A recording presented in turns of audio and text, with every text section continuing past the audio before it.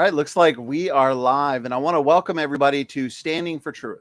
My name is Donny, and I am your host and moderator for tonight's discussion between Paul Price from Uncensored Pilgrims and Grayson from Base Theory on the important question, is there evidence for the existence of God? I'm excited for this. I know the audience is as well.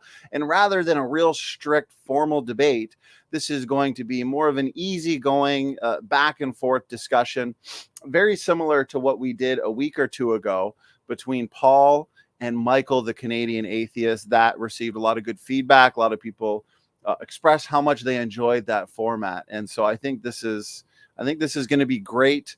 Grayson and Paul are definitely no strangers to the Standing for Truth debate platform, as they have both been here many times before. And I really do appreciate their time that they give to us for these discussions. So why don't we kind of break the ice, but also go over our respective positions at the same time. And so again, gentlemen, I appreciate you being here. And why don't we start with you, Paul? A little bit about yourself. How have you been? And then also just kind of a brief overview of your position here tonight. Thank you. I've been well. And as always, it's a wonderful honor and a blessing to get to come on to your channel and address your audience and take part in these debates and discussions. And so this is a busy time for me right now, a hectic time. And I'm even doing something with my church this upcoming week, teaching a class for the youth on apologetics. And so, I haven't, I guess, been overtly looking for these sorts of opportunities, but they just seem to come my way, and I call that a blessing. So looking forward to this talk tonight.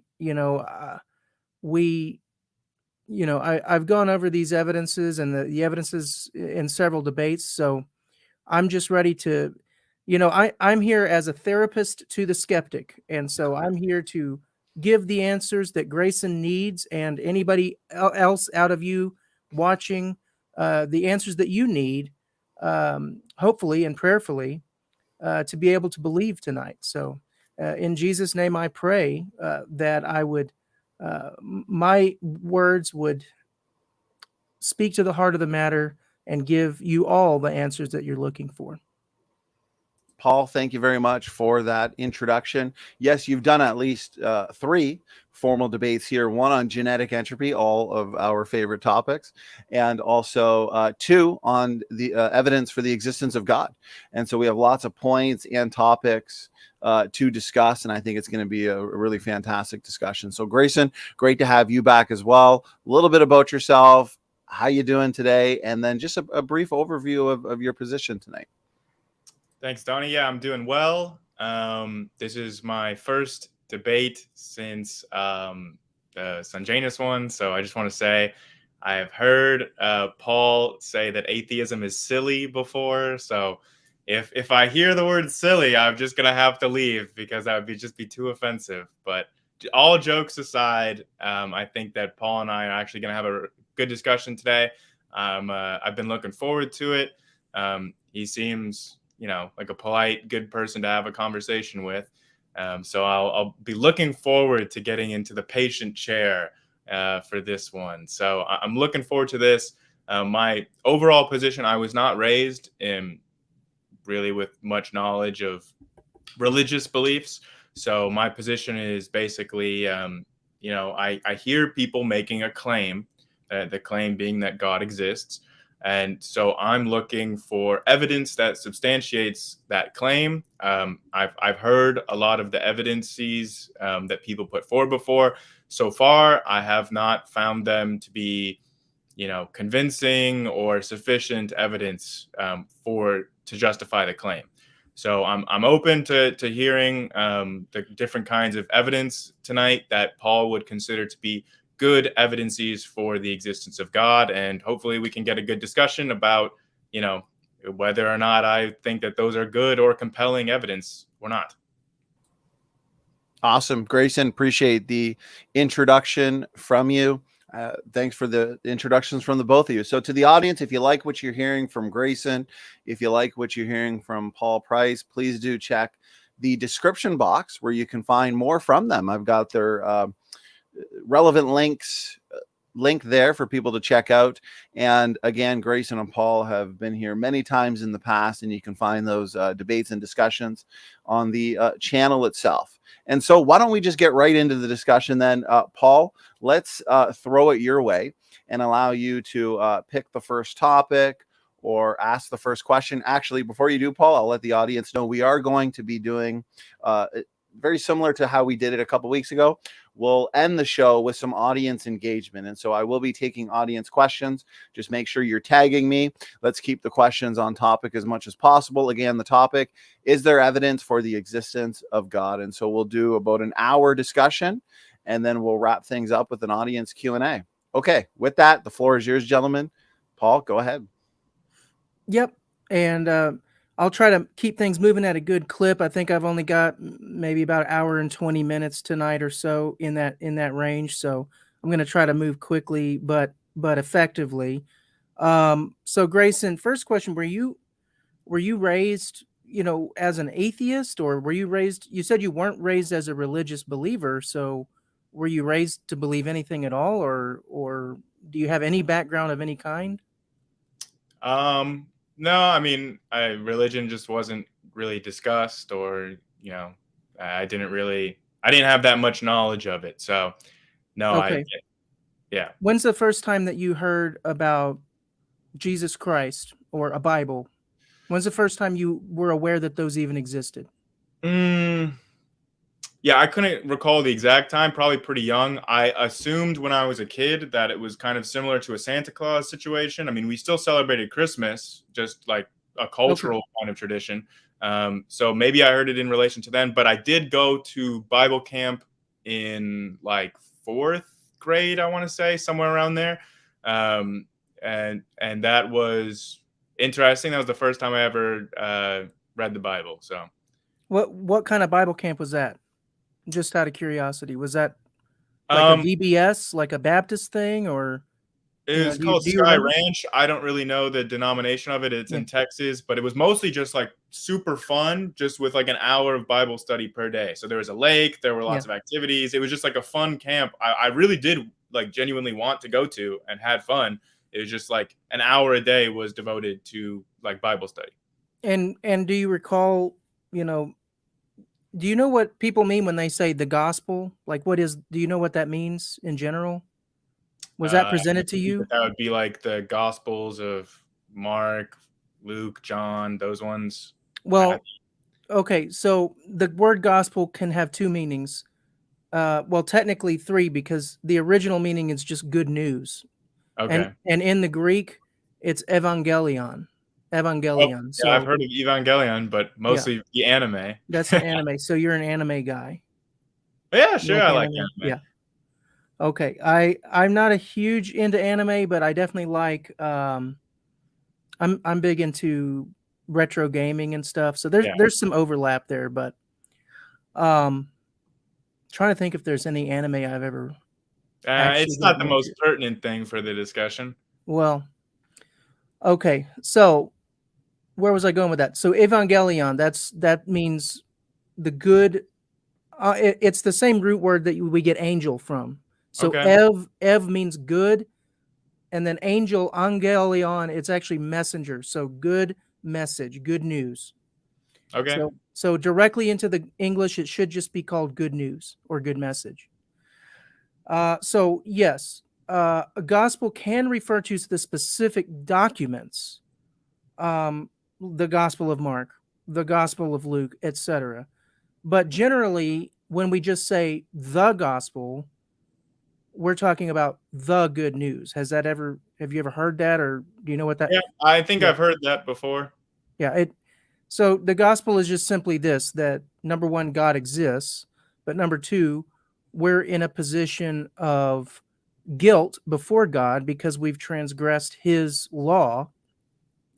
And, God had the choice of either giving us what we deserved, or He could allow a substitute sacrifice to be made in our place.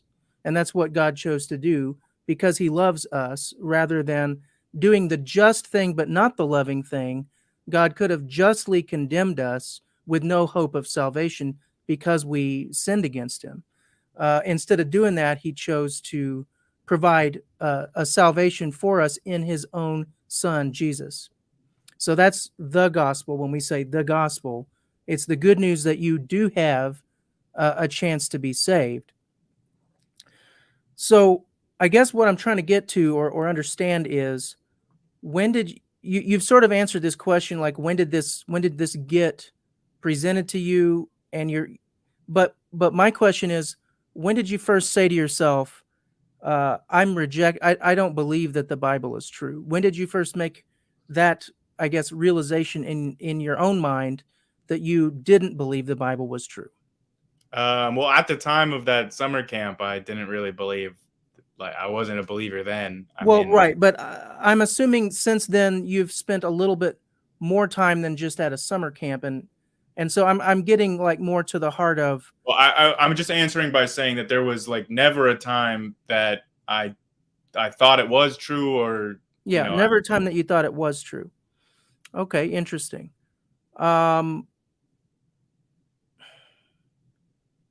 So I guess the best way to move forward from that then is to ask this simple question. So since you're not coming from a position of previously believing it and then rejecting it, you're basically coming at it from, I've never been part of this faith system. So, but nonetheless, you do live, we all live in this same universe together, right? And so you can agree with me that the Bible is either true or false, right? It can't be true for you, or true for me, but not true for you. If it's objectively true, then it's true. If it's not, then it's not. Would we agree on that much? Sure. Yeah. Okay. So, given that we have to make a decision, I guess my question is, what sort of evidence should you be looking for? What sort of evidence do you look for that you're not finding, because you're here having a debate or discussion with me, a believer, and you're representing unbelief or atheism. So obviously you've come to a belief at this point in your life that you've got strong reason to reject the Bible as being the Word of God. Mm-hmm. So my question is, on what basis have you rejected it? On what basis have you looked out into the world and said, the evidence I would expect to find for the Bible and for the existence of God isn't here? What have you been looking for and not finding? Yeah, so I would say that, if the God of the Bible was true, then we would expect for the events described in the Bible to have evidence that they happened. So the primary thing, I've done lots of debates on this channel, but we can talk about, like, the flood is a big one for me. I mean, if the events in the Bible are true, then I would expect to see the various rock layers on Earth to be hydrologically sorted, or we would see evidence that there was a worldwide flood. So I've had this debate lots of times. And okay, let's go at it in a two-step process, right? So either there is a God or there isn't.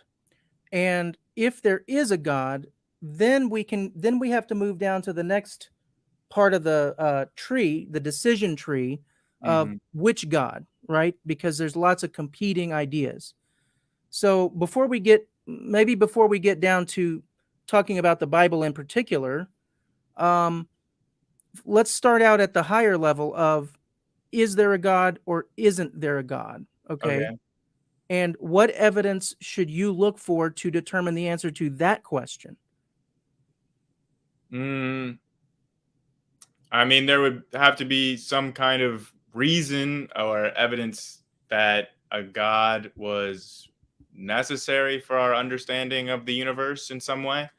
So give me an example. Like, when I did my debate, of two debates, I kept going back to this analogy of a crime scene investigator, because there is a lot of similarity between what we have to do in this question and a crime scene, because we can't directly see God. Okay, God exists in the present, but God has chosen not to make himself overtly visible to us. We can't just look out our window and see him, hovering there in the sky.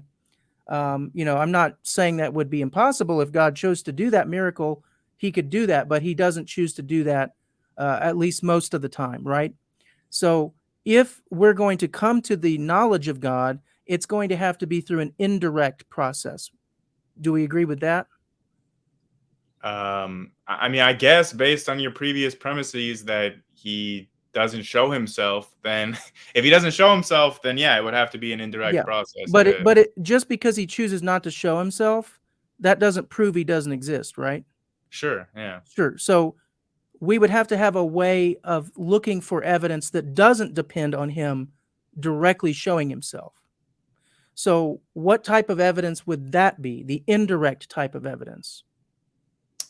Well, that's why I said that we would have evidence for the things described in the Bible. I mean, well, just before you worry about the Bible, because again, a God could exist and the Bible could not be true, right?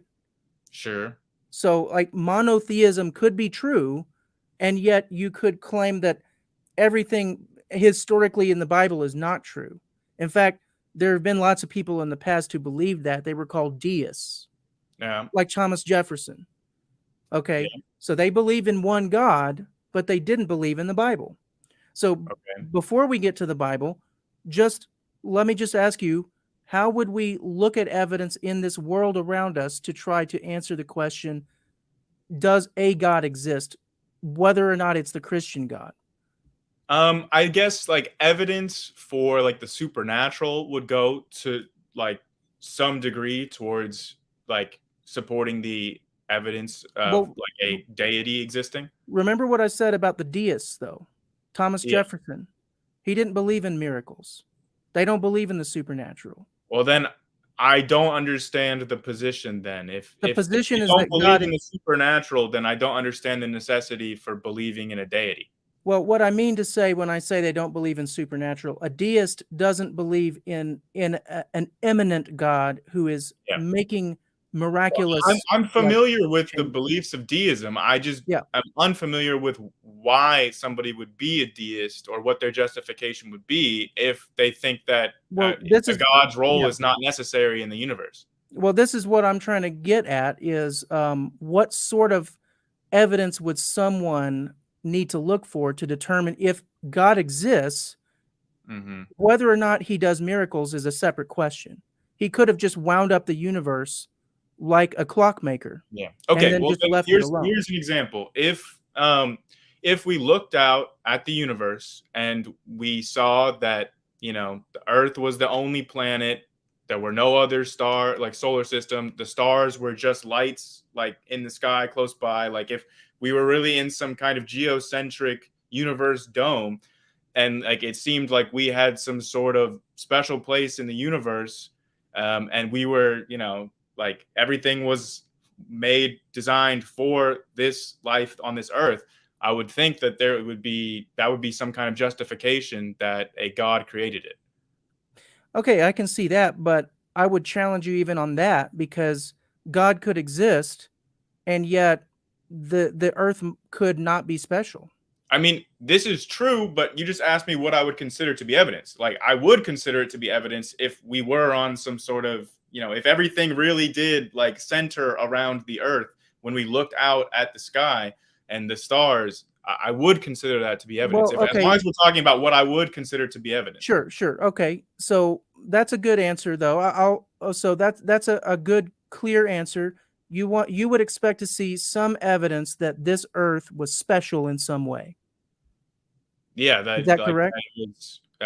Like that the universe or whatever, like this existence was designed for this life. And how do you determine the difference between whether it is designed or not? What would be the deciding factor? So you said like design. What's that?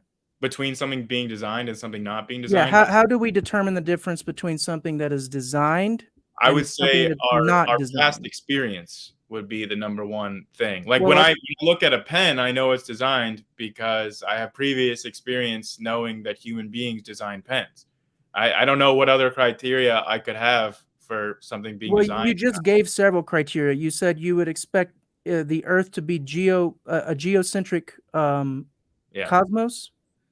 Yeah. So, Like the general idea of the cosmology as described in like the Bronze Age or the Iron Age Israelites, like the conception of the Earth being the center of everything, like the big dome around it, the stars being lights in the sky. But yeah, I don't really think that's necessarily what they thought, but again, that's kind of bringing us back to the Bible when I was just trying to be general. So it really doesn't matter what the ancient Israelites thought, right? I'm just asking you personally. So, like if I look out and I see that the universe is literally filled with solar systems, then I would, think that our solar system is not as unique. right, but it seems to me that you're saying that God would be more likely if he created less. Yeah, definitely.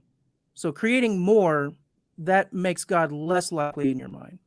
Yeah, for sure. Because if God really did create like the earth and humans, I wouldn't see any reason why there would be all of these empty solar systems or whatever. Like they don't really serve a point, even especially the ones we can't even see with our eyes in the stars. How do you So, know that they're empty? Like, how would you know that they're empty at all?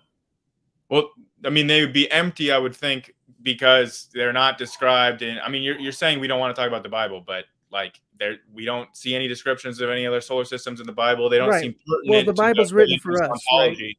The Bible's written for us. It's not written for other solar systems. So, Yeah. I mean, I don't believe in life, biological life on other planets, because I personally think the Bible might have mentioned that, but on the other hand, that's a weak argument from silence. And so, you know, there could be life on other planets that would not invalidate the Bible. So, we don't know what's on those other solar systems, and we don't know why God created them. But to me, what the Bible does say, that the heavens declare the glory of God. And to me, if we looked out into the heavens and saw a dinky flat earth dome with some little holes cut out of the dome and just peeps of light coming through the holes instead of planets and galaxies, that would be way less impressive to me than what we do see. And so in my mind, that would make God less likely, because then, you've got way less to explain. Now we have this huge diversity of existence, and none of it really is necessary without God. Like without God, nothing needs to exist. Certainly not solar systems. Certainly not planets or stars.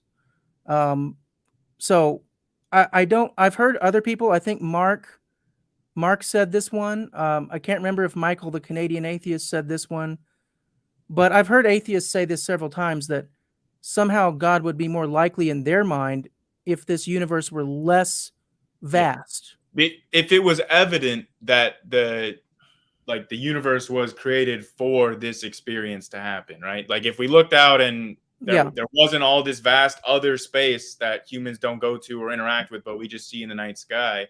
Let me put it to you this way.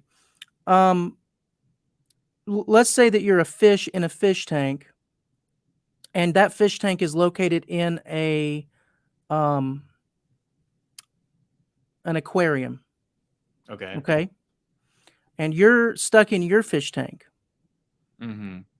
And now I'm an atheist fish in my aquarium, and I don't believe that my aquarium was designed by humans, because if there were actual designers that made my tank and actually put food in there for me, then why do I see all those other tanks out there? Mm-hmm. Well, because I can't even get to those other tanks. So those other tanks aren't for me. So clearly this aquarium is way too large to have been designed by humans. It must have come together by accident. Mm-hmm. Well, I To mean, me, that sounds like what you're saying. I mean, if I was a fish in a fish tank in an aquarium and I looked out and all the other aquariums that I saw, like all the other tanks were all empty, that would certainly not look like a hallmark of design to me. So, but we can't see most of the other tanks. Right, but they're we too have far away for us to see them, so you don't know whether they're empty or not. we have done lots of observations of exoplanets. Certainly, we have not seen the hallmarks of life on them yet. So, well, that doesn't mean it's not there. What percent of the universe do you think we've explored? Very small. Extremely small, like unfathomably small, right? Yeah. So we're not really. If there were predictions of aliens in any God-believing religion, then my story might be different. But it seems to me that all the religions... I don't need to predict aliens because their existing doesn't really have a lot to do with God's existence or not, which is the point I'm really trying to get you to understand. Is that one of these things you've just said doesn't really seem to follow. Like whether aliens exist has nothing, like we exist. So who cares whether aliens exist? I personally would find it to be discrediting of a notion of God if we did find aliens. But we find other people, we find animals. Yeah. Why can't we find aliens? Well, because all those people and animals were explained within the mythology of most God-following religions. But aliens are absent from pretty much all the ones I'm aware of, the major ones anyway, the non-culty Yeah, but that's ones. an argument from silence, and maybe the reason that they're not mentioned, just playing devil's advocate here, maybe the reason that they're not mentioned is that it has nothing to do with us, and we don't need to know about that. I would think that. So it's irrelevant. Need to know about it, but okay. It's irrelevant. I mean, I'm not arguing for aliens. I'm just saying I don't see the relevance to the existence of God question, because what we need to look at is what we can see. And I think that a lot of people, if we found like bacterial life on an exoplanet, it would seem weird that like for people to have the belief that God specially created life on Earth, but then also just created bacteria on some exoplanet. I would feel like there would be some sort of, inconsistency there, or at least a conflict. But don't you think we should, number one, avoid putting ideas into the mind of God, or saying something can't be the case because I don't know why God, the ultimate being, would have done that, right? We're not really in a position to know what God's going to do, first of all, unless he tells us. So, but second of all, lots of scientists like the Steele et al. Group that published the Cause of Cambrian Explosion paper that I referenced in my debate with Mark Reed, they believe that life can travel on meteorites and go from one planet to another. So even if we found bacteria on an exoplanet somewhere, that wouldn't even necessarily rule out that they couldn't have come from Earth. Okay. I mean, I'm just playing devil's advocate here. So the point is, I think depending on the distance, it would. If scientists believe that bacteria can survive in the ice of an asteroid and can travel from one solar system to another, then even finding bacteria wouldn't. Well, depending on the distance, it would rule that out. But sure. Well, according to Steele et al., they believe that. But asteroids don't travel at the speed of light. So if it's farther away, then light would be able to travel. Then let's cross that bridge when we come to it, because we're not near that. Okay, so one good answer that you gave, evidence that there's something special about planet Earth. Have you ever heard about the Goldilocks zone? Yeah. What is that? It's like the ideal range of distances from a star for which you have a more life optimal amount of solar radiation. Yeah, well, that's one thing, not just solar radiation. That's just one of many factors that has to be exactly right. I don't know about exactly right. It's a range. It's a range, but it's called a Goldilocks range for a reason, right? Because it's a narrow range. I don't think anything about it is implied narrow, but sure. Do you know what Goldilocks? There's a much wider amount of variance. Have you heard of the Goldilocks story? Do you know what that refers to? Yes. Yeah, not she's too very hot, picky. not too cold, Yeah. just right. She's very picky. So that does imply a narrow range. Otherwise, it wouldn't make sense. So it just implies that, but you're between two extremes. But okay. Well, I mean, we don't have to bicker about the Goldilocks story. Okay, so the point I'm getting at here is the Earth is in a Goldilocks zone. Okay. How is that not on your own? Based on your own statement of what you would look for, why would that not count as evidence? Like that there is something literally special have about to it. be like that. I mean, what? It would literally have to be like that.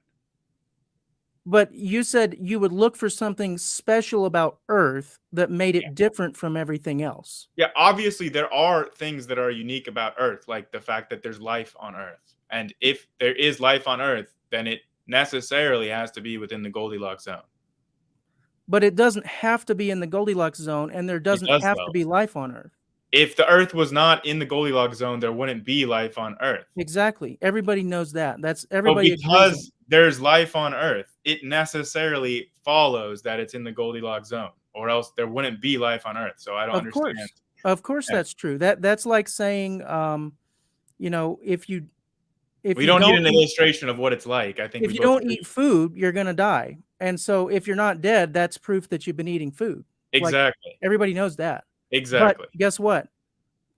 That's not the point, because we don't have to exist. Life doesn't have to exist. Yeah, but we do exist, therefore we do have to exist. No, the fact that we exist doesn't mean we have to exist. We could not. It does, doesn't it? No, we could have not existed. It's possible that life could have not existed. I don't know how you can say that on any sort of evidentiary basis. Well, it's not. This is just conceptual. I don't understand the. You don't understand that life is not a necessity. That life doesn't have to exist. I don't know, because we have nothing to compare this to we have no basis to form probabilities of this. Well, I'm not talking about probabilities. You're claiming you're saying if life doesn't have to exist, then the probability is less than 1. But in order for you to construct that probability, you would have to be comparing it to a sample size, which we don't have. We have a sample size. It's the whole universe, and you've already stated that we can't even find any life anywhere else. Yeah. So clearly, life doesn't have to exist, because everywhere else we look, it doesn't. I mean, just the very formulation of that already implies that life exists, because we're here. We both agree that life exists. We know that. We're here having a conversation. We exist. Yes. But it's logically possible that neither one of us have to exist. So that's why something needs to be explained. We're not necessary beings, you and I. I don't know. We're not logically necessary beings. I don't know if that necessarily follows. When the previous conditions of the universe, right? What our existence is the result of a causal chain. And I don't see how that causal chain could have been any different. Well, I agree with you there. That's determinism. Yes. But that's again not the point. But I mean, it does sound like the point to me, because if this has all been determined by a series of causal events, then it couldn't have been different. Well, let me put it to you this way. Let's say that I were standing in a field, and a whole 10 soldiers were in front of me in that field. Uh-huh.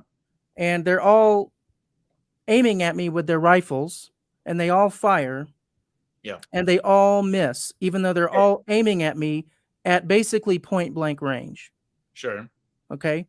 Now, what you've just said is like if I said, so they all fire, 10 soldiers all fire, and they all miss, even though they're at point blank range. Yeah. Now, what happens when you ask the question, or when I ask the question, why am I still alive? Why didn't I die? Right. And if you say, well, obviously, if you had died, you wouldn't be here to ask that question. Does that do anything to answer the question at all? But what does answer the question is that each of the reasons why each of those soldiers missed is causally linked to a previous reason. So like we don't have any evidence to suggest that that event could have turned out any differently, because like that they were just responding to a series of causes. And if those Okay, yeah, you have no reason to believe that those causes could have been different. Sure. You're getting like confused between two different ideas here. You're going like into the, determinism, no country for old men kind of thing. I got here the same way this coin did. Yeah. And that is okay. What you're getting at is based on the initial conditions of the universe, everything that happens has to happen because of the laws of physics. Okay. Yes. That's a good thing for you to be aware of, because if you're a materialist, you don't believe in the supernatural, then that is the logical worldview. Yeah. However, even in that worldview, we still deal with probabilistic events in the sense of, if I flip a coin, there is a 50% probability it's going to land on one side or the other because of yeah, but a coin flip is deterministic still. Yeah, it's deterministic, but the description of it, so this is why we're able to say something is unlikely to happen, right? Sure, I guess based on previous experience. Do you think anything is ever okay to say that's unlikely? Based on previous experience, yes. Yeah, based on previous experience. So based on previous experience, if somebody is standing in front of a firing squad, it's very unlikely that everybody in that firing squad is going to miss.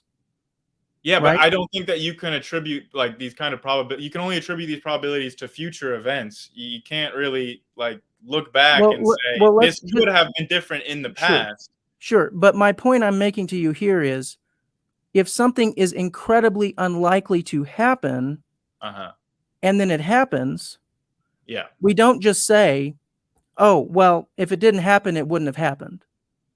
Like, that's not an answer to why it happened.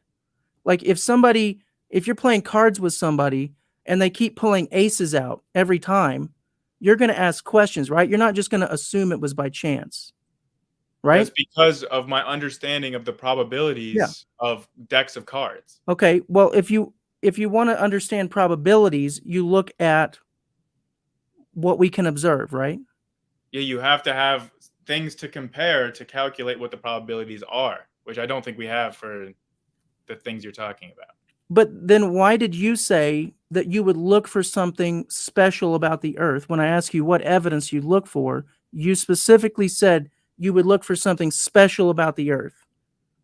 Yeah. Why would you look for that if you're saying we can't know anything about it because we can't judge probabilities?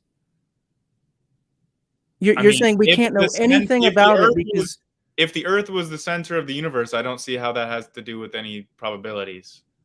Like, we don't need knowledge of what the probabilities are for any. But what you're saying is you're discounting the idea that there's any way for us to judge if something is likely to happen unless we have past experience. Yes. But we don't have past experience on the creation of the universe or the creation of the Earth. Yep. That's why we can't construct probabilities about it. Okay, but then what were you getting at when you said you would look for something special about the Earth? Like I've explained, like if the whole universe was centered in the Earth, how do you determine what the center of the universe is? How would we look and figure that out? Like if there were no other planets or stars. Well, that's a different question, Grayson. No, it's not a different question. Whether there's other planets or stars has nothing to do with whether we're in the center of the universe. It absolutely does. If there were no other stars or planets, then we would be the center of the universe. But we could also be in the center of the universe, and there could be other stars and planets nonetheless, right? Sure. So why would you bring up the other criteria, not the criteria? Okay, but I said, how would we determine if we're in the center of the universe? And then you said there would have to not be other stars and planets. I don't see how that follows. No, I didn't say that. I said if there were no other stars and planets, then we would be the center of the universe. Okay, let's say that there are other stars and planets. How would we then try to figure out if we're in the center of the universe? I mean, we would make astronomical observations. Like what? How would you figure it out? If we looked around and we saw, hey, our galaxy is centered on the Earth, then it would seem likely that we're talking about the universe here, not the galaxy. The universe. Yes. So how would we figure out if we're in the center of the universe? I gave you an example of how we would determine, like, if we look around and we see that we're not even the center of the galaxy, then why would we be the center of the Earth? Well, I don't know, but that's a separate question. We can be in the center of the universe, but not at the center of our galaxy. Right. Because the galaxy could be like off center compared to the universe, right? So we would have to have an established absolute frame of reference. Right. And how do you get that? How do you get that? You have to make observations and measurements to determine if there is such a thing as an absolute frame of reference, which relativity tells us there isn't. Right. So in other words, you've given me something that can't possibly be given. You've given a criterion of evidence that you're saying cannot be satisfied. Well, I'm giving a criteria of evidence that is obviously not satisfied in reality. I would say that is why I am not a God believer. But there are other means of evidence. Like I was, I don't know exactly what evidence is. Let's move on to another point. But I will say, when we look around the universe, it looks homogeneous in every direction. And that would be one piece of evidence that we are near the center of the universe. Because when we look out to one side of our planet, we don't see a big bunch of nothingness on one side and then a whole bunch of planets on the other side. So, like, if I were in a crowded room and then I look to my right and I see nothing, and then I look to my left and I see a big crowd, then I know that spatially the crowd is to my left, so I'm on the right side. And so I'm not in the middle. Yeah. But if I look around me in every direction and all I see is people, then it's at least plausible that I am in the middle. Or there is no middle. Which is the current consensus.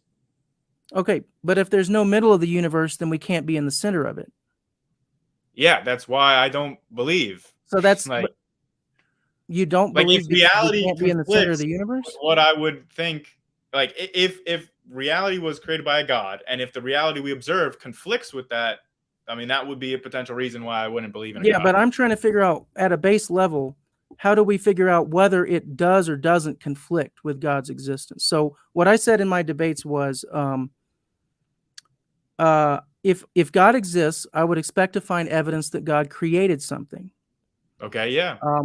Because that's what gods do, right? They create. I agree with that. Yeah. I would also expect to find evidence that God communicated with us in some way. Okay. So, I mean, technically speaking, that's not if you're necessary. a deist, you got on to me about deism. You wouldn't expect that. So no, right, exactly. So deism is possible, but if you did find a good candidate for God's communication, then that would rule out deism. Okay. So, but we can start at the evidence that God created something. Okay. So the universe exists. It doesn't have to exist. It's logically possible that it could simply fail to exist, but it does exist. I don't know. I mean, I would already not be able to agree with that because I don't know if the universe could not exist or not. Right. Well, so you mentioned the Kalam cosmological argument before we started the stream. You wanted to talk about that, and that kind of fits in right here. Okay. But the Kalam cosmological argument says everything which begins to exist has a cause. The universe began to exist, therefore the universe has a cause. Yeah. Now, do you actually disagree with the statement that the universe has a cause? I disagree with the first two premises of the argument, and I also disagree that, like, even if the universe does have a cause, I don't think it has to be God. So I disagree with pretty much every facet of it. Well, the word God wasn't in the argument. Yeah, I understand. So I just ask you if you agree with the conclusion that the universe had a cause. I do not agree that it's logically entailed or logically necessary that the universe had a cause. Okay. But I don't. I personally, I don't have any thoughts on it, whether or not it has a cause or not. Well, you do because you just shared your thoughts. I don't think it's logically necessary, but I mean, I don't see any issue with thinking that the universe had a cause or not. But I disagree with the first two premises of the Kalam argument. Okay, so everything that begins to exist has a cause. You Yeah, I disagree with disagree. that? Yes. So if a pink elephant popped into this room that I'm sitting in right now, Yeah. you wouldn't feel it necessary for there to be a cause for that. I mean, I think that's a little bit absurd, but Why is it absurd? The example that I was going to point to was in quantum mechanics, where the traditional notion of determinism sort of breaks down. On our macro scale, right, we have this very, somewhat neat idea of causality, but on a quantum scale, it becomes a lot more probabilistic, and you start having effects with no clear causes and causes with no clear effects. Okay, so I think it breaks does down an elephant, let me ask you this question. Does an elephant exist in the quantum scale?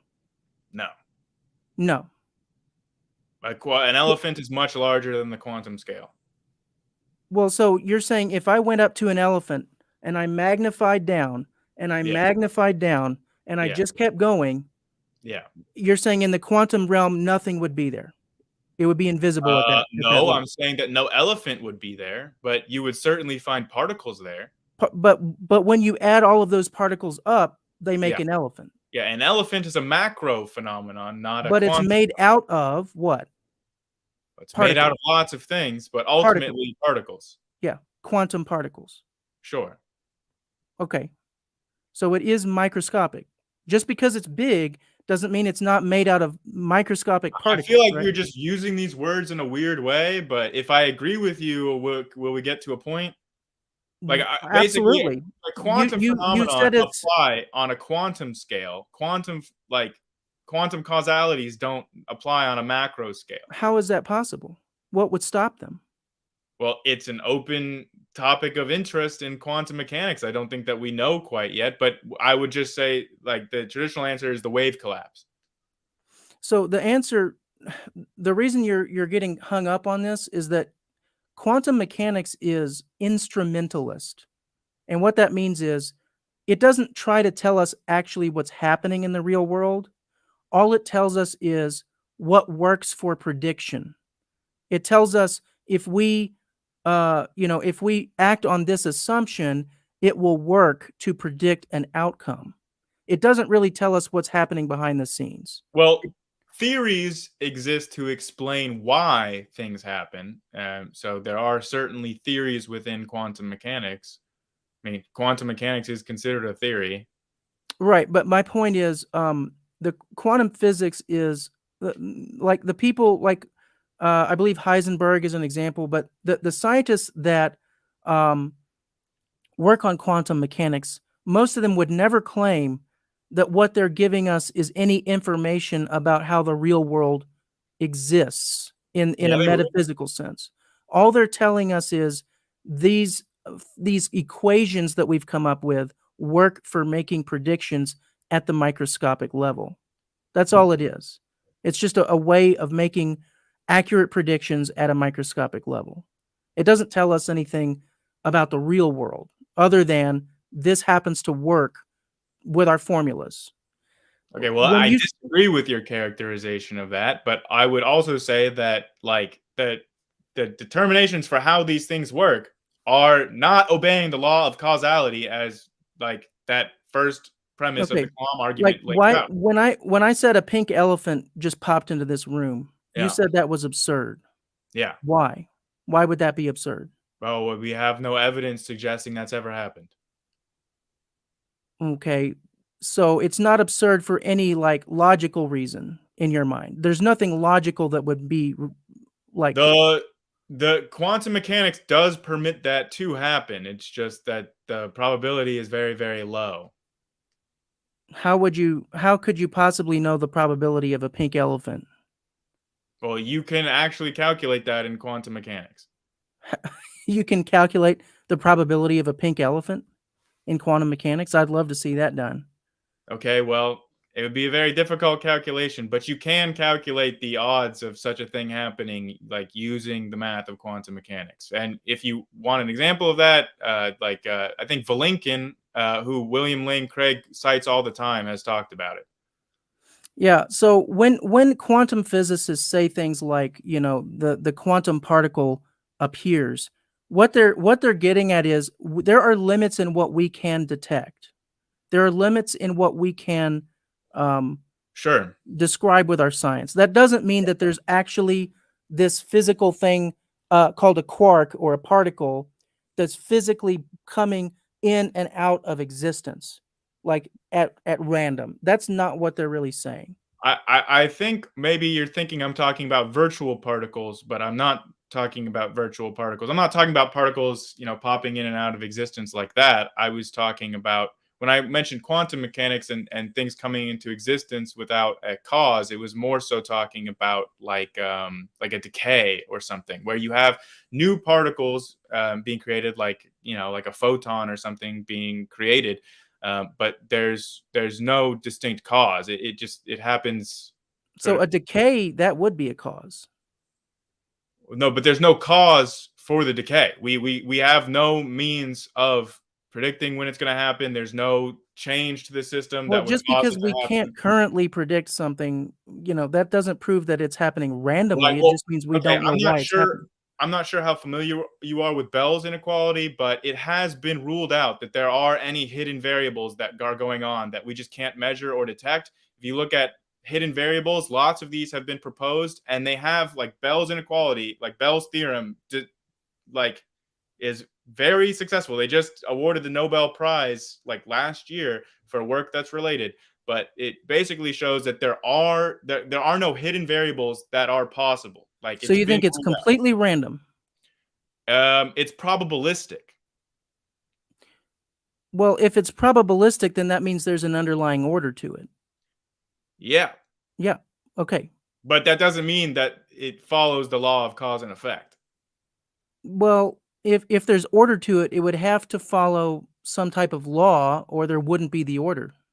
Yeah, the laws of quantum mechanics are probabilistic. Yeah. They're not like causative, where you have but what you need causes B. What you need to understand is that any physical object, like this calculator, this exists in the quantum realm.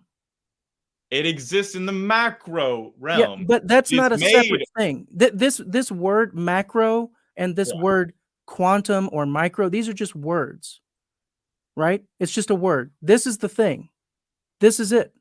Well, these words mean something. They're just words.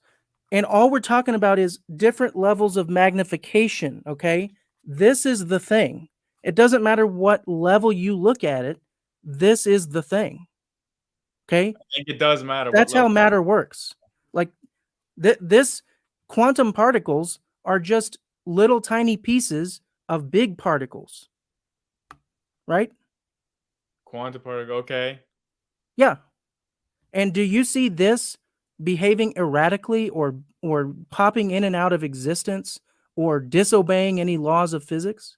No. No, but we can calculate the reason why that is. We can calculate like what the frequency of that calculator is. The point I'm making is you can't claim, and this is something people miss a lot when they're talking about quantum physics.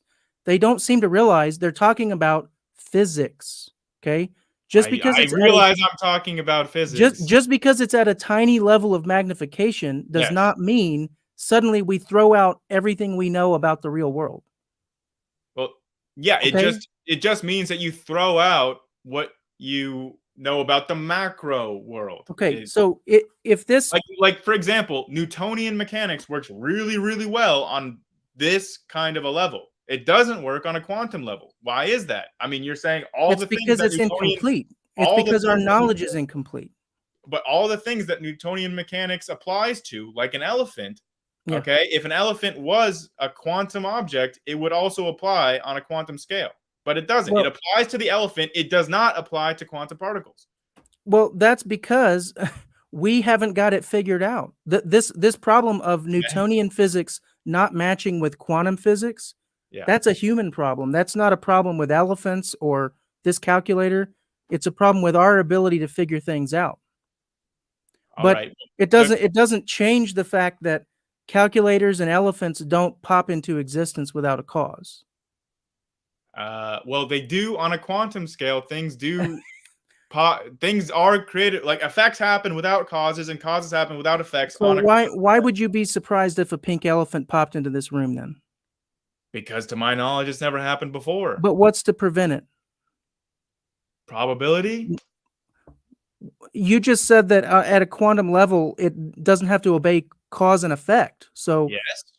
so in other words, it can, if there's no cause and effect, then that means there's no cause, right? And so it can just pop into existence without a cause. And if one quantum particle can do it without a cause, Yeah. I see no reason to say any number of them cannot do it without a cause. Yeah, it's just incredibly unlikely. I don't know what you would base that on, because you're throwing I out just told you that quantum mechanics is probabilistic. But probabilism means that you're basing it on a law. And if you throw out cause and effect, then you don't have law anymore. You just have chaos. No, that is not true, because you have laws in quantum mechanics that are probabilistic laws, but they are not strictly following the laws of causality. They're probabilistic because, again, we are limited. No, we've ruled out hidden variables. We have ruled that out mathematically. Like there are not hidden variables that we're just not aware of or not able to measure. Okay, try to think about this just purely critical thinking. You know, if you're saying something is probabilistic, that means you're saying there's an order to it. Okay, so if it's 30%, that means if you look in the macro scale, after repeated times of doing the same thing, overall, 30% of the time it's going to do one thing, and then 70% of the time it'll do the other thing. So the only way that is possible is if there's an underlying mechanics to it. That's impossible without an underlying mechanics. And the mechanics is probabilistic in nature, not distinctly causative. Okay. I think we're going to beat this horse to death if we keep going. Should we move to the second premise, that the universe had a beginning? Yeah. So the universe had a beginning. Yeah. That's because if time had no beginning, we couldn't reach the present moment. You cannot cross an infinity, one piece at a time. So I don't see how that logically follows. Time moves sequentially, 1 second after another, 1 minute after another. Okay. So in basic math class, we learned that you cannot count to infinity. If you cannot, if you have an infinite amount of time, or you can count infinitely. I mean, infinity is not a number, so you can't count to it. But exactly. You can count infinitely. You cannot say 1, 2, 3, 4, a sequential set like that, and you cannot get to infinity. Because it's not a number. Exactly. It's not a number. Okay. But you can count infinitely given infinite time. Given infinite time, but that's just a construct. That's just an idea. But if we're actually in the real world moving from one point to the next, if you've got beans and you're throwing one bean on the pile and then 2 beans on the pile and then 3 beans on the pile, you will never have infinity beans on the pile. Okay? Yeah, that's impossible. Just because the counting does not terminate doesn't mean that it can't go on infinitely. Well, but it will go on infinitely, but you'll never reach infinity. That's the point. Yes, but that's how infinity works. You'll always have a finite number of beings. Yeah, that's how infinity works. This is the point I'm making. If it works that way forward, it also works that way backwards. But again, given an infinite amount of time, you can count forward infinitely. So given an infinite amount of time, you can't just say that given an infinite amount of time. We're not given that. We're going one piece at a time. That's how time works. Time doesn't move in infinities. It's not 0 infinity, I don't see 1 how infinity, 2 infinity. I don't see how you can rule out infinite time based on any of nothing that you've said has logically contradicted the fact that there can be an infinite path. Okay. Let's just instead of saying infinite number of years, let's say infinite number of beans. Okay. The question is, the question is, were we ever at a time with the reason why there would not be an infinite amount of beans is because based on our current knowledge, the volume of the universe is not infinite, or at least that's what that's not the reason. Suggest. That's not the reason. The reason is that no matter how many beans you add to the pile, it will only be a finite number of beings. Unless you continue adding them infinitely. No, not unless. But that is unless, though, because So- infinity, again, is not... I think that you're just confusing the fact that infinity is not a number, okay? Like, infinity is a concept of all the numbers. So let me explain this concept of a potential infinite compared I'm to aware an of the actual concept, infinite. yeah. I So would a say... potential infinite is the beings. Adding one being at a time, if you just keep adding the beings, you have a potential infinite because... I don't know. assuming- I sort of disagree on this entire conception because, like, you could just say, you know, if you said that this was a potential infinite, but you have an actual infinite of the set of all numbers of beings. What? I mean, how is that any different than the past? So here's how it's relevant. You're saying the universe didn't need to have a beginning. Time didn't need to have a beginning. Yeah. That's like looking at a pile of beans and saying, and the beans are being added one at a time. Yep. And that's like saying this pile of beans never needed to be zero. Yeah. If they had been adding infinitely. It had to. If they had been adding infinitely, then they were never at zero, like that, because they never started, because they went on infinitely into the past. But it's not an infinite amount of beings, because that in and of itself is impossible. That's the point. You can't have an infinity of any physical thing. I mean, is a physical thing? What's that? Is a year a physical thing? It is. Time is physical. I mean, like, if we talk about the past, I mean, I don't necessarily... Didn't you know that time was physical? It's a part of space-time as a manifold, but... Okay, so it's physical. I don't see how that, like, the past, right? The number of years in the past... You cannot have an actually infinite amount of any physical thing. The idea of that is absurd. I think that time can be logically infinite into the past. I don't think there's any logical or mathematical contradiction with that. Well, I'm just giving it to you right now. I'm explaining why there's a problem, because you cannot have an actual infinite. You can have a potential infinite. I don't see your explanation of why this is a problem as a compelling reason why it is a problem. So, I mean, even William Lane Craig, the most popular proponent of the Kalam cosmologic argument, says multiple times there is no logical or mathematical inconsistency with an infinite past. He has said this multiple times. No, you're very mistaken on that. Would you like me to send you the clip of him saying that? I have his book right here. I can read it. I can read you what he says about an actual... I know what he says. He says that he has a metaphysical issue with it, but he says it's not a logical or mathematical or physical issue. He says it's metaphysical. If that's true, I'm not sure what he means by it. I'm not sure what you mean by it either. Yeah, I don't think that he's sure what he means by it, because what determines if something is metaphysically possible or not is a very shaky criteria. But logically, Cantor proved that, like, we can do math with infinites. That mathematically, doing math with infinites is fine, but that is in the conceptual realm. But when we're talking about time, time is in the physical realm. It's actual, not conceptual. So that's why, you know, we don't just jump around in time. We are locked in time. Time moves at an incremental pace. Then, so to say that there could be an infinite amount of time in the past is like saying there could be an infinite pile of beans. It's self-evidently false. By you saying that, you've contradicted yourself by saying, well, you've already said that the future infinites are potential infinites, but the past infinites are actual infinites. But if time is physical in either direction, then they're both actual infinites. No, because time only moves in one direction. So that's why. The time only moves forward.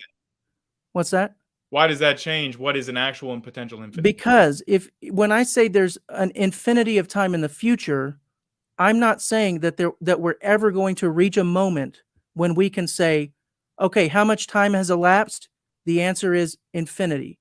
No, we will never get to that point. No matter how much time elapses, if there's always a finite amount of time in the past. If there's an infinite past, then that's the point you're at.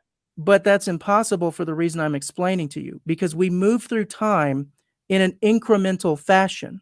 And only in one direction. Okay. So to say that there's an infinite past is like saying you have crossed an infinity one piece at a time. Because we're at the present moment now. We're not in the past. Yeah. So to get from the past to now, you have to cross through time. And we only cross through time one direction and only at an incremental pace that cannot change. The existence of You don't skip. the existence of the now does not preclude an infinite past in any logical capacity. In Well, fact, I'm trying to explain why you're incorrect about that, because you're trying to say and we you're can trying show to a say wave that function that exists infinitely into the past and infinitely into the future, and then we could show that that wave function has a real defined value in the present. I don't know what you're talking about with the wave function. I'm saying when we move through time, we only move in one direction and we move incrementally. We move Yes. 1 second at a time. I've agreed with you 3 times now that yes, that is true. Yeah, and you cannot ever reach infinity by adding incrementally a finite amount. That is why the past infinity cannot is be not infinite. a number. You don't ever reach infinity in a Then the past is not infinite. No, that QED. doesn't follow. That does not logically If you can't follow. reach infinity, then you can't say we've reached infinity. You can have infinity. Hold on, Grayson. If the past is infinite, we've reached infinity. No. Okay. If the past is infinite, we have reached infinity. How much time has elapsed? I don't see how that makes sense. Okay. Again with the beans. 1 bean at a time. Yeah, okay? I get your beans. You'll never reach a point when you have an infinite number of beans. That's because you started at 0. You've already implied. It doesn't matter where you start, Grayson. It doesn't matter where you start. You can start with 10. Can you please not interrupt me? I'm saying if you start at a value, you have already pre-assumed the past is not infinite. You've already made the assumption that there was a beginning at the start of your analogy. Yes. Which is why it's not analogous to an infinite past. But we go through time incrementally. I get that. I've agreed 4 times now that we go through time incrementally. All right. So how are we going to get from this is point A right now, and then 2 days from now, we're going to get there 1 second at a time, right? How many times do I have to agree with you? Yeah. Can we stop making the point that time is incremental and sequential? I get it. I have agreed with you 6 times. But you can't seem to understand that you cannot pass through an infinity that way. What do you mean pass through an infinity? Get from point A to point B. Yeah, any infinite function, you can still have a defined value at any given point along that function. That's all that we're talking about here. It's not mathematically or logically inconsistent. And William Lane Craig agrees with this. I'm going to challenge you on that because I'll send you several according to clips. his published works, he uses the argument that I'm presenting to you right now. You cannot pass through an infinity one piece at a time. Not for any logical or mathematical reasons. He states it's metaphysics that's where he approaches it from, not logic or not math or physics. I really appreciate the free-flowing nature of this discussion. This is metaphysics then. I want to let you know we've got, I would say, between 4 and 5 minutes until we got to get to some of these audience questions. And so I think now would be a good time if there was a final topic that you both really wanted to get to before we wrap up this conversation. Why don't we touch on that for the last 4 to 5 minutes? Okay. And it's fun to talk about all this, and the sad thing about it is I really get into it and all of our time evaporates, and I still want to keep talking and keep getting into all this stuff, but we have such a limited amount of time. So, okay, I said and you agreed. If God existed, I would expect to find evidence that God created something. And when I asked you how we would determine that, you said you would look to see if there was something special about planet Earth. In response to that, I said, well, there is something special we can see about Earth. We're in a Goldilocks zone. There are lots of other special things besides that. The existence of water on our planet, for example, is extremely necessary for life. Just to be clear, I don't think I said specifically that it was this, like that Earth would have special characteristics. I think I said that it was something that would imply that the whole universe, the point was the Earth and humans. Like it was something that would, I don't think I was saying that it was just some special unique features, because I mean, I admit, like obviously Earth is the only planet that we know of that has like plate tectonics or has life. I mean, well, I just don't think you've thought through this, because on the one hand, you think it would make God more likely if the universe were less vast and if it were a flat Earth and all of this. I don't know how it would. I don't believe in for a second that it would, but you need to think about how are you going. So let me try to really quickly get into this, because we're talking about science, or a lot of what we're talking about here is science related. Something that I really want people to, and you in particular, since we're having this conversation, science is, there's an operational science aspect, and I'm going to actually do a whole talk on this. So, but what we're talking about here is origin science, which is historical. Okay. So again, when we're talking about how would we determine if God exists, since we can't look at God, we can't repeat God, okay? It's not a repeatable science, okay? So the scientific method doesn't apply here, because we can't put God in a test tube. We can't repeat God. We have to look at the evidence available to us, and we have to do something that's called abductive reasoning. And that means inference to the best explanation. Are you with me so far on that? Sure. We have to look at all the evidence around us, and we have to determine what is the best explanation for the evidence that we see. Now, you made a really good point, even though you're kind of trying to walk it back a little bit, but I believe if we went back to the beginning of this stream where you answered my question, you did say you would look for evidence that maybe you didn't use the word special, literally that word, but what you said boiled down to evidence that things were, that this universe existed for us, or that there was something special about Earth in that way. And again, that's great to say, but I don't think you've thought through what that would realistically look like beyond just a really simplified, well, a flat Earth. No, God can create Earth as a sphere. If Earth was flat in the dome, I mean, it would be very, very clear to me. That's a myth. That is not biblical. I'm saying if, right, you can entertain hypotheticals. I'm saying if that was the case, it would be very, very clear to me that this existence was for us. It would be very clear in that instance. I don't see how. No more clear than it is already. But anyway, so that's one aspect. There's always abiogenesis, which, again, evidence that God created something. That's life. Life is that evidence. There's zero repeatable scientific evidence that life can come from non-life. Your favorite theory is a fringe theory that very few scientists actually are even aware of. The what was it called again? So I've done a video on the amyloid world hypothesis. Amyloid world, there you go. And I've done a video debunking James Tour's claims as well. Yeah, so I have done abiogenesis content. So you believe life came out of non-life, and your favorite theory is the amyloid world theory, which is currently like a fringe view, but even if it weren't new. Yeah, very new. But the point is, it is just an idea that someone came up with. It's not repeatable science. Well, they have done experiments with amyloids. So they've done experiments with amyloids, but they haven't had an amyloid turn into life without any. I will agree, obviously, that we do not have a consensus mechanism for abiogenesis. It's not just that we don't have a consensus; it's that it has never been observed. Yeah, sure. I mean, it makes sense why we haven't observed abiogenesis. How does it make sense? Because we already have life existing that would eat any of the steps in abiogenesis. Well, that's not a problem in a lab. Yeah, the problem but in the lab, they can't reproduce it in a lab either.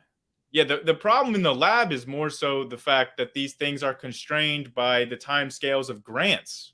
So it's not like, I mean, not aware of any mechanism of abiogenesis that is supposed to have taken place within just the human lifetime. The time scales of grants hasn't been a problem for other fields of science.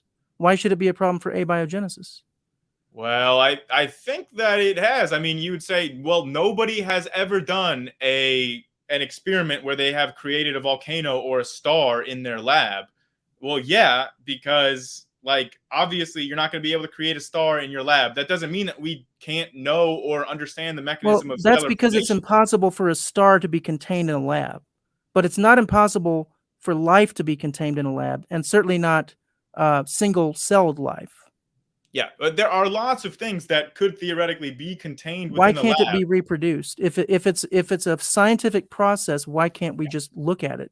You know, atheists like to talk about, I want to believe what I can see. Show me the evidence.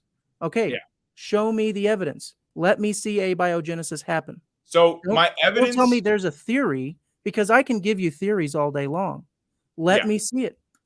So, okay, well, I think theories do have plenty of evidence. I think you're talking about hypotheses. But on topic, I think that the evidence that abiogenesis happened, or at least that at one point life had to have come from non-life. You say that a god did it, but I think everyone can agree that at one point the evidence shows that there was no life in the universe. The cosmic microwave background demonstrates that pretty well.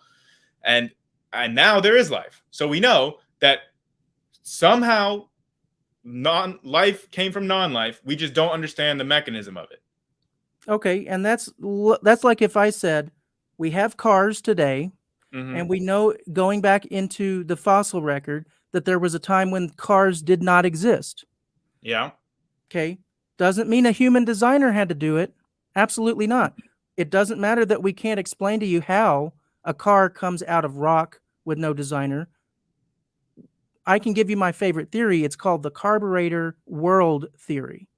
And the carburetor world is a world where there's nothing in existence except carburetors, and they just keep bumping into each other, and eventually a piece falls off of one of those carburetors, falls onto the other side, and it becomes a car that works. So that's here's my the difference.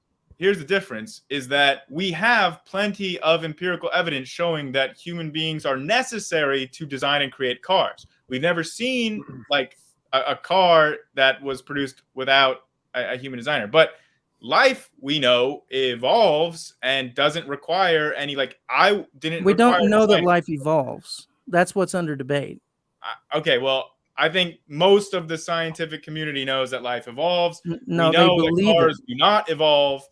And I don't think it's a good analogy because cars do evolve in the very same way that life evolves. They do, because if you look at cars today, they're not the same as cars from 30 years ago. They evolve. Or children? Yes. They do not have parents or children. I don't know why. Car companies are the parents or the children. Car companies are the parents.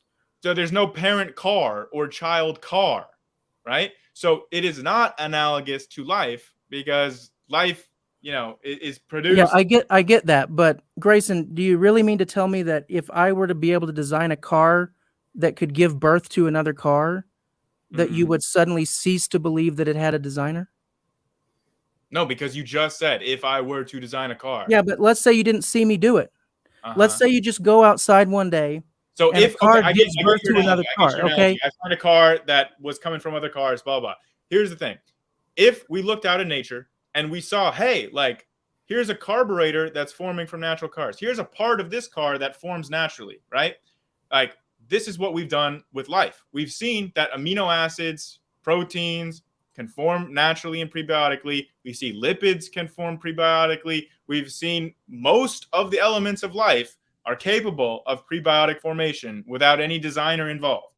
Sure. So this is not analogous to a car, because to my knowledge, none of the parts of a car have ever been observed to just naturally, spontaneously form. No, they do. Like paint, for example. Paint could form naturally. Paint? Well, it could be a primitive form of paint. We could call it proto-paint. Okay, and it bubbles out of the ground where there's an area of dye, like forming, Yeah. I think that this analogy is getting a little absurd. Well, no, the point I'm making is we do know that life can't come from non-life. Everything we observe backs up this scientific statement that I'm making, this reproducible scientific statement. You want to do the scientific method. It's called the law of biogenesis, and it's life only comes from life. If you want to follow the science, that's where it leads. First of all, biogenesis is not like a law. It's not the law of biogenesis. It's just biogenesis. And that's all only describing that like parent-children relationship.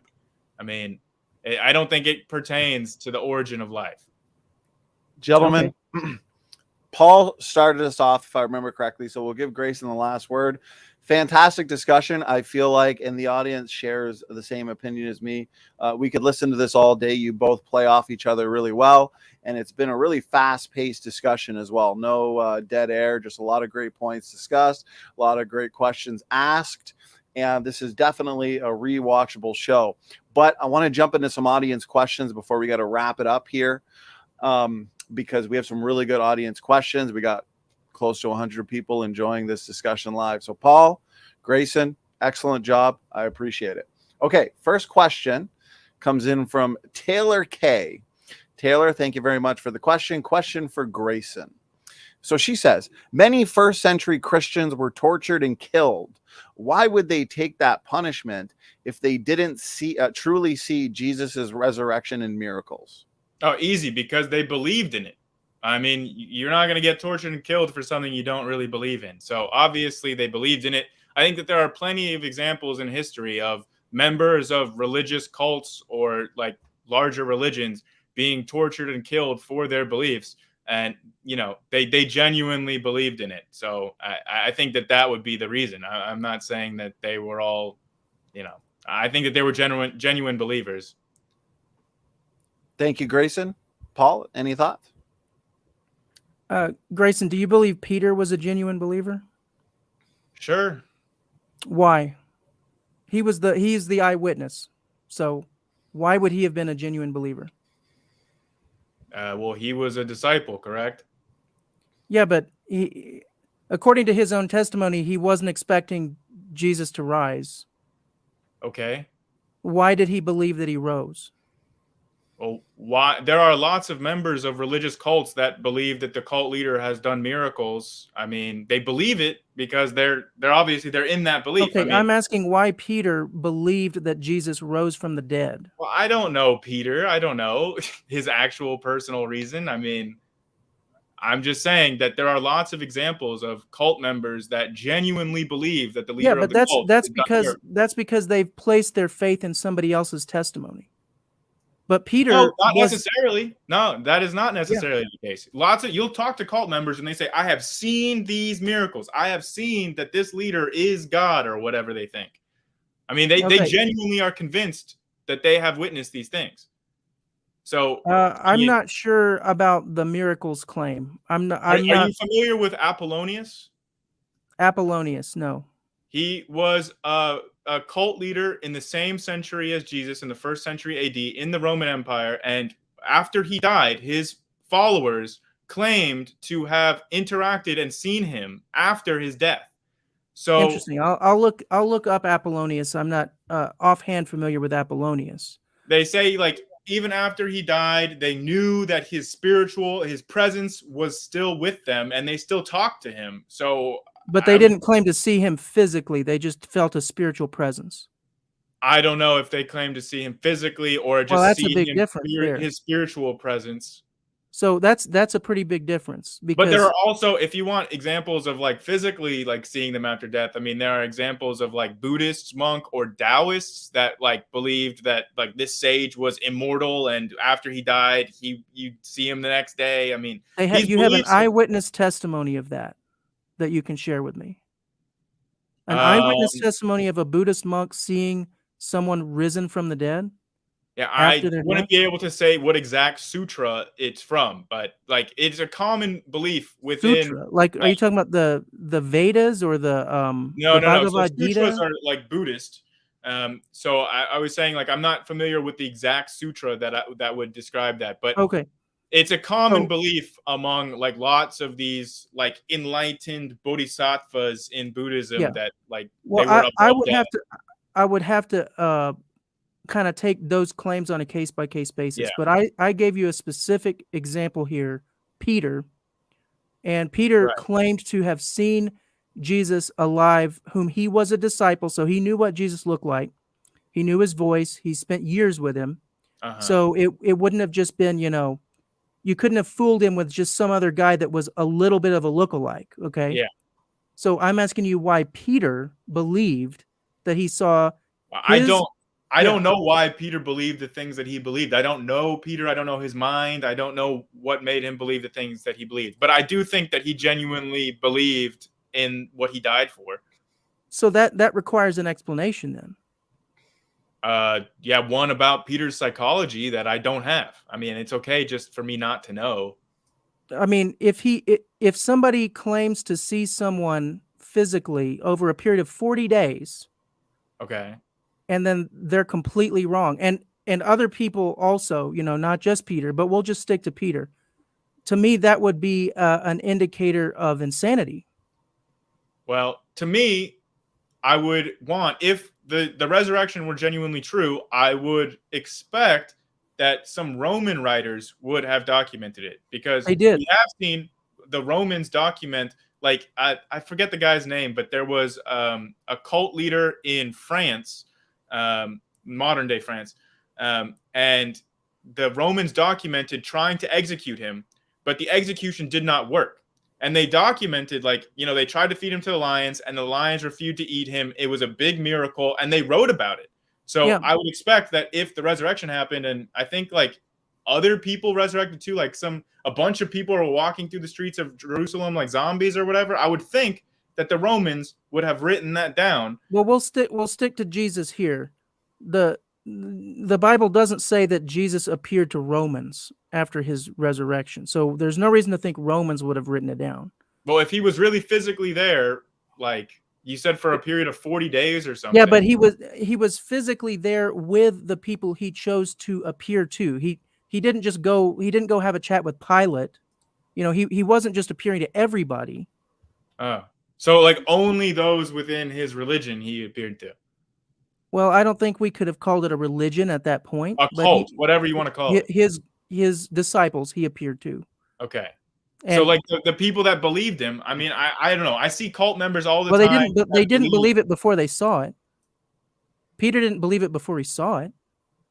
I don't know about that, but okay. Well, that's his testimony. Okay. And he died for that testimony, so we know that it's reliable, at least in How do we know that that's his testimony? How do we know that Peter's testimony is Peter's testimony? Yeah. How do we? Because we have an unbroken chain of custody that goes back to Peter. How do we? A historical chain of custody. This is what J. Warner Wallace writes about in what's the name of his book? Cold Case Christianity. He's a cold case detective, and he talks about the unbroken chain of custody of evidence. This is something that we need when we're assessing evidence. And we have an unbroken chain of custody. They know where. I don't know what exactly Peter's testimony, what book of the Bible that's. It's Mark, the Gospel of Mark. Okay, so we know where the Gospel of Mark, the original writer of the Gospel of Mark, we have that unbroken chain of testimony all the way back to the original author. I don't really think that's the case. We do. We don't have the original artifact. We don't have the piece of paper he wrote on because it's long since dissolved. But we have an unbroken chain of custody of witnesses who were alive at the time, who knew the original eyewitness, Peter. To my understanding, unbroken chain. My understanding is that we don't have evidence that any of the Gospels were written by the people they were claimed to. We do have such evidence. Okay, well then I was just not aware of it then. Yeah, we have early historical testimony that the authors are, and no early people ever said that anybody else wrote those documents. There was never any debate about who wrote the Gospels until modern times with modern day skeptics. I think that there's a difference between claiming that we don't have the documentation of people disagreeing with that versus that never happened. But okay. There's no evidence that anybody ever disputed the authorship until the 19th century. I'll take your word for it. Okay. Okay, very good. We got another mini debate within the greater debate. This one on the resurrection and the Gospels. Very good. Okay, let's do a power round now, where we'll get through Power round. Yeah, power because round through these super chats. I'm running low on time here, so let's wrap it up. Unfortunately, I'm enjoying it, but I got to wrap it up, and maybe we can do a follow-up on another occasion. Absolutely. So we're going to just power through these super chats. I want to honor the gifts from the audience, and then we're going to wrap it up. Excellent job, Paul and Grayson. Bubblegum Gun, one of your number one fans, Grayson, he's coming at you. Firstly, thanks for the super chat. And he says, we'll work through this together. He says, Grayson, do you think there is no DNA in the creation model? If not, then congrats, you accept that evidence. We are just granting DNA to your evil model. So feel free to respond however you'd like. Yeah, it's a little incoherent, but I know what he's talking about is that he thinks that I claimed that the DNA. I don't know. He thinks I made a claim that I never claimed. He's just misunderstanding what our previous conversations have been about in the past. He seems to have some sort of recollection of it that never happened. So he gets very confused. No, I mean, I think DNA does contradict the story of the Bible. But again, Donny, you and I have had hours-long conversations about DNA, so I don't think it's really, Absolutely. Okay, thank you. Next one comes in from DeFreak. Thank you very much for the super chat support. Another one for you, Grayson. Can Grayson accept until germination is fully explained that God and Jesus Christ has to be an option? Question mark. Looks like he refers to a section of the Quran. Go ahead, Grayson. I think maybe by germination he might be talking about abiogenesis. I think so. I mean, I've never said that God and Jesus were never were impossible or whatever, or not an option or whatever. My position is just that I haven't seen enough evidence that would make me think that that is a likely explanation. I don't think I've seen compelling evidence to support that claim. Okay, thank you, Grayson. Next one, pseudonym, $10 super chat. Thanks so much for the support. Looks like it's a question for both. And so he asks, don't both agree things pop into existence, or can? Why is this a case for or against God using evolution or cosmology? Give Grayson's biblical illustration. How would science, I assume he's trying to say here, answer this question for both again? Whoever would like to start. Yeah, I kind of don't understand what you're saying, but I think maybe it's because we were talking about the first premise of the Kalam cosmological argument for so long that maybe he just came in and didn't understand how it was relevant to the evidence for God discussion. So yeah, we were discussing just the first premise of the premise conclusion of the Kalam argument that the universe had a cause. Appreciate it, Grayson. Paul, thoughts? I don't understand the question. Sorry. He typically speaks in riddles, pseudonym. So yeah.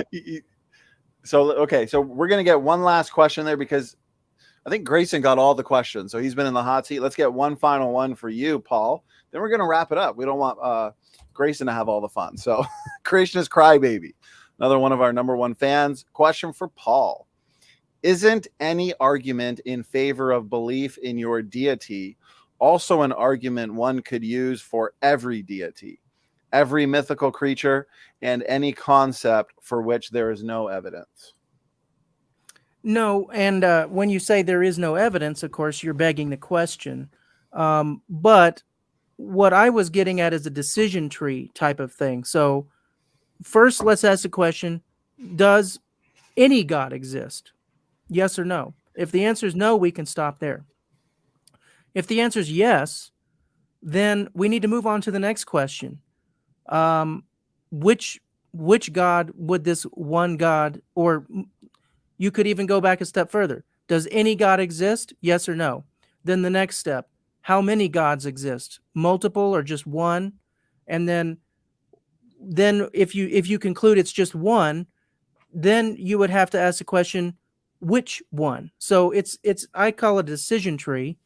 But when I'm talking about evidence for God, I'm saying, what would we look at just to determine if God exists at all, regardless of whether the Bible's true. And I think Grayson gave a good answer in looking for something special about Earth, but it's not just Earth, it's something special about life. Here's what's special about life. It doesn't exist except for coming from other life. We can't reproduce it in a lab by chance. So that is evidence for God. I don't see how you could get around it. It's not God of the gaps, as Mark Reed has liked to say, because we're doing abductive reasoning. It's inference to the best explanation. But then when you continue looking, and this is where I'm gonna grab this book to put it. Let's see, where is it? It does sound like God of the Gaps to me. I'm not gonna lie. I recommend this book, Cold, and it might be mirrored here. Sorry, Cold Case Christianity by J. Warner Wallace. If you want to learn more about the unbroken chain of custody, going back to the original eyewitnesses of Jesus, this is what makes the Bible unique among other religions. It's unique compared to the Quran. It's unique compared to Buddhist scriptures. Unique compared to the Vedas, and so on and so forth down the line. It is unique. So I want to encourage you with that statement is that if you are looking for hope, there is something unique about Jesus that's not like anybody else who's offered you hope. And by the way, nobody else really offers the hope that Jesus offers because, excuse me, if Muhammad existed, we don't know that he did because we don't have any written proof of no written testimony of Muhammad until over 200 years after he was supposed to have lived. But if Muhammad did live as a real human being, he died and he wasn't able to save himself. He didn't return from the grave. He died and he's gone. Only one person in all of history claimed to be the Savior and then backed it up by raising himself from the dead. And then multiple different eyewitnesses saw what happened and they wrote it down, or if they didn't personally write it, their associate wrote it down. And then they went to their death. This is such a blessing for us that God allowed the apostles to be martyred, to be killed by the Romans, because allowing the apostles to get martyred is God giving us the strongest piece of evidence, because they weren't just martyred for no reason. They weren't just killed randomly. They were killed for a specific reason, and they were given an opportunity to recant. The Romans were willing to let them live if they would just say, sorry, we made the whole thing up. Caesar is Lord. We're going to bow down and worship Caesar. Sorry, we made it all up. That's all they had to do to save their skins. But they did not do that. And that's the strongest piece of evidence God could have given us for the reliability of their testimony. So read their testimony. Read the Bible. Don't just go to a Bible camp and then just forget about it and never look at it again. You need to read the Gospels. Even if you don't think they're true, you at least owe it to yourself to see what it says in there, because your eternal destiny at least could be at stake here. You know, I know you don't believe me right now, but your eternal destiny could be at stake. I believe it is at stake. You need to read the Gospels, read their eyewitness testimony. This is the testimony they died for. They died so you could read it. So read it. Okay, was that your closing statement, I guess? Yeah, closing statement. So if I'll make my closing statement, then I wouldn't say that Christianity is necessarily unique. We can find other religions or cults that offer like similar amounts of hope, like the cult of Antichrist was an early rival for Christianity. We can find lots of examples of cases where religious followers have died for their beliefs. Like this has happened in most religions. I mean, even the pagans. I mean, when the Romans turned around and started persecuting the pagans, lots of pagans died for their beliefs. So I don't really see those as being very unique. I mean, we can find lots of cult members that were eyewitnesses to their cult leaders, and they were willing to die for their belief that their cult leader was divine. Just look at Waco. I just don't see anything that is unique in a historical lens about this. To my understanding, there are Roman documents mentioning Muhammad from his lifetime, So I don't know where he's getting that from. Roman documents? I think you're Yes. way off here. The Byzantines consider themselves Romans. So to my knowledge, that those do exist. So we'll see. But yeah, I mean, I just don't find what was said to be that compelling. In fact, I find that the evidence that we have contradicts the events as described in the Bible. Like I said with the flood, I mean, we see evidence to the contrary, that there could not have been a flood like was in the Bible. Or we have the genetic evidence showing that, Adam and Eve is pretty outlandish to believe. Or sorry, I shouldn't characterize or say silly or outlandish, but Donny and I have had lots of debates on the genetics of these things. Genetic entropy is not real. I love having that debate. It's super, very clear. So yeah, I mean, lots of when we look at what the actual scientific evidence of the reality around us points to, it seems pretty clear that the events as described in the Bible did not happen and do not have evidence to support them. I mean, it's a historical document. It makes certain claims for cities and towns, and there are true bits of history within the Bible, but just overall, the broad strokes, the events as described in the Bible, we don't see evidence for a flood. We don't see evidence for Exodus. I've watched the documentary that Paul recommends about it. It's not very compelling. I could do a debunk video about it, but we don't, largely speaking. All right, let's wrap it up, Grayson. I think we're bringing up too many extra topics that won't be able to be touched on. So feel free to take a final 10 seconds to wrap up your thoughts. No, that's okay. I think I got my point across. Okay, Grayson, Paul, thank you so much for a fantastic discussion. This has been a ton of fun. I appreciate the time from both of you. To the audience, thank you for all the input. We had a lot of great questions that could certainly result in another. Can I say something real quick? This is directed to the chat. John Rapp, the Gospels are not anonymous. That's a mistake on your part. The Gospels are not anonymous. There's never been a gospel discovered that has ever that has the first page of the gospel intact that doesn't also have the author of the gospel written right on that page. So there's never been any proof of any anonymous gospels. Every example we have shows the authorship, and there was never any debate about it until modern times. So that's something that the skeptics are lying to you about. They're hoping that you won't check. They're hoping that you won't actually look at the evidence. If you look at it, you will find the Gospels are not anonymous. They never have been. It's just an assumption that liberals are making. Sorry, Donny, to break in on that. That's okay. And as you did that, looks like we got a bonus super chat, and I do got to honor these. So real quick, and Grayson, this means you get the last word. So George Bond, he sends in a $10 super chat. He must have caught your brief discussion on abiogenesis, gentlemen. So lots of interested people in the chat. So that's good. These are important topics. So he says, life from life is an argument from knowledge, not a God of the gaps. It follows the scientific method. Grayson, feel free to respond however you'd like to. Yeah, I think he's describing biogenesis, right? I mean, yeah, I'm not disputing biogenesis, and I'm not saying biogenesis is not a scientific method. I just said that it's not a universal law in science. It's not something that applies to the origin of life. So yeah, I mean, I think it's pretty clear. And just since you were asking, what I was referring to was called the fragment on the Arab conquests, which is the document that mentions Muhammad. Okay. I'll have to look that one up. Say that again. Fragment on the Arab conquest. That's what it's known as anyway, according to just of Wikipedia. conquests. Fragment on the Arab conquest. Yeah. Arab conquests. Yep. The Arabs of Muhammad. Okay. Mm-hmm. I will look into that. Sure. I'm not familiar with it off the top of my head.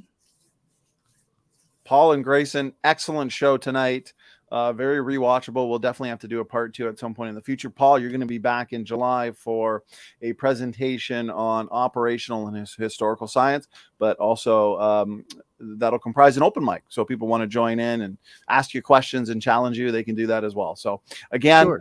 To our guests tonight, I really appreciate the time you've given to us, to the audience. Thank you so much for tuning in. I appreciate the support, the engagement, and all of the excellent questions. So with that, Standing for Truth is out. God bless all.